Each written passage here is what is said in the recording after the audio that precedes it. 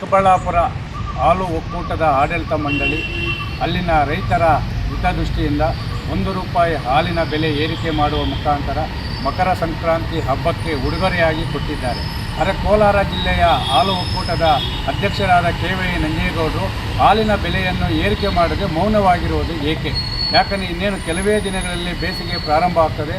ಬೇಸಿಗೆ ಪ್ರಾರಂಭ ಆದರೆ ಆ ಹುಲ್ಲಿನ ಸಮಸ್ಯೆ ಮುಂದೆ ಹಾಲಿನ ಉತ್ಪಾದನೆ ಕಡಿಮೆ ಆಗ್ತಾಯಿದೆ. ಅದನ್ನು ಮನದಲ್ಲಿಟ್ಟುಕೊಂಡು ರೈತರು ಹಾಲಿನ ಉತ್ಪಾದನೆಯಲ್ಲಿ ಹೆಚ್ಚಳವಾಗಿ ತೊಡಗಬೇಕು.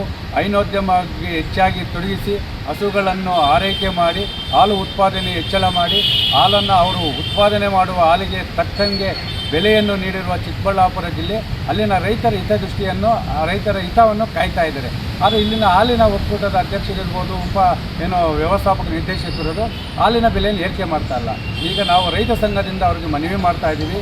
ಪ್ರತಿ ಲೀಟರ್ ಹಾಲಿಗೆ ಕನಿಷ್ಠ ₹2 ಬೆಲೆಯನ್ನು ಏರಿಕೆ ಮಾಡುವ ಮುಖಾಂತರ ಕೋಲಾರ ಜಿಲ್ಲೆಯ ರೈತರಿಗೆ ಮಕರ ಸಂಕ್ರಾಂತಿ ಹಬ್ಬದ ಒಂದು ಉಡುಗೊರೆಯನ್ನು ಕೊಡುವ ಜೊತೆಗೆ ಬೇಸಿಗೆ ಪ್ರಾರಂಭವಾಗ್ತಾರಿಂದ ಪ್ರತಿ ಹಾಲು ಉತ್ಪಾದನಾ ಹಳ್ಳಿಗಳಲ್ಲಿ ಡೈರಿಗಳಿದೆ, ಆ ಡೈರಿಗಳ ಮುಖಾಂತರ ಕೊಳವೆ ಬಾವಿ ಇರುವ ರೈತರನ್ನು ಸಭೆ ಕರೆದು ಅವರನ್ನು ಮನವೊಲಿಕೆ ಮಾಡಿ ಹಸಿರು ಮೇವು ಜೋಳವನ್ನು ಬೆಳೆಯುವ ಮುಖಾಂತರ ಬೇಸಿಗೆಯಲ್ಲಿ ಯಾವುದೇ ಕಾರಣಕ್ಕೂ ಈ ಒಂದು ಮೇವಿನ ಸಮಸ್ಯೆಯಾಗದಂತೆ ಡೈರಿಯವರು ಎಚ್ಚರಿಕೆಯನ್ನು ವಹಿಸುವ ಜೊತೆಗೆ ರೈತರಿಗೆ ಸಬ್ಸಿಡಿ ಇಲ್ಲವೇ ಉಚಿತವಾಗಿ ಹಸಿರು ಮೇವನ್ನು ವಿತರಣೆ ಮಾಡಬೇಕು.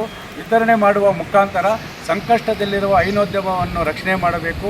ಅದರಂತೆ ಇವತ್ತು 1 ಲೀಟರ್ ಹಾಲು ಉತ್ಪಾದನೆ ಆಗಬೇಕಾದ್ರೆ ಕನಿಷ್ಠ ₹30 ರಿಂದ ₹35 ಇವತ್ತು ಖರ್ಚು ಬರ್ತಾ ಇದೆ ರೈತರಿಗೆ 1 ಲೀಟರ್ ಹಾಲು ಉತ್ಪಾದನೆ ಮಾಡೋಕ್ಕೆ. ಅವರಿಗೆ ಕಡೆಯಲ್ಲಿ ಸಿಗೋದು ಹಸುಲು ಗಂಜಲ ಮತ್ತು ಸಗಣಿಯನ್ನೇ. ಅದನ್ನು ಮನದಟ್ಟು ಮಾಡಿಕೊಂಡು, ಯಾಕಂದರೆ ಅದರ ಜೊತೆಗೆ ನಮ್ಮ ಕೋಲಾರ ಹಾಲು ಒಕ್ಕೂಟದ ಆಡಳಿತ ಮಂಡಳಿ ಯಾವ ರೀತಿ ಇದೆ ಅದು ಗೊತ್ತಾ? ಪ್ರತಿದಿನ 2 ಲಕ್ಷ ಹಾಲು ಲೀಟ್ರ್ ಬಂದರೆ 10 ಲಕ್ಷ ಹಾಲು ಉತ್ಪಾದನೆ ಆಗಿ ಡೈರಿಗೆ ಬರ್ತಾಯಿದೆ. ಅದರಲ್ಲಿ ಪ್ರತಿದಿನ ₹1 ಕಡಿತ ಮಾಡ್ತದೆ. ₹10 ಲಕ್ಷ ಇವತ್ತು ರೈತರ ಹಾಲಿನಿಂದ ಒಕ್ಕೂಟಕ್ಕೆ ಲಾಭ ಇದೆ. ಆದರೂ ಸಹ ರೈತರಿಗೆ ಈ ಒಂದು ಬೇಸಿಗೆ ಪ್ರಾರಂಭ ಆಗ್ತಾರಿಂದ ಪಕ್ಕದ ಚಿಕ್ಕಬಳ್ಳಾಪುರ ಹಾಲು ಒಕ್ಕೂಟ ₹1 ಏರಿಕೆ ಮಾಡಿದರೆ, ಅದರಂತೆ ಕೋಲಾರ ಹಾಲು ಒಕ್ಕೂಟ ₹2 ಏರಿಕೆ ಮಾಡುವ ಮುಖಾಂತರ ಮಕರ ಸಂಕ್ರಾಂತಿಗೆ ರೈತರಿಗೆ ಉಡುಗೊರೆಯನ್ನು ಕೊಡಬೇಕು. ಹಸಿರು ಮೇವನ್ನು ಯಾವುದೇ ರೀತಿಯ ತೊಂದರೆ ಆಗದಂತೆ ಬೇಸಿಗೆಯಲ್ಲಿ ಸಮರ್ಪಕವಾಗಿ ರೈತರಿಗೆ ವಿತರಣೆ ಮಾಡಬೇಕು ಮತ್ತು ಸಬ್ಸಿಡಿ ದರದಲ್ಲಿ ಪಶು ಆಹಾರವನ್ನು ವಿತರಣೆ ಮಾಡಬೇಕಂತೇಳಿ ರೈತ ಸಂಘದಿಂದ ಹಾಲು ಒಕ್ಕೂಟದ ಅಧ್ಯಕ್ಷರಾದ KY ನಂಜೇಗೌಡರಿಗೆ ಮತ್ತು ಆಡಳಿತ ಮಂಡಳಿಗೆ ಮನವಿಯನ್ನು ಮಾಡ್ತಾ ಇದ್ದಾರೆ.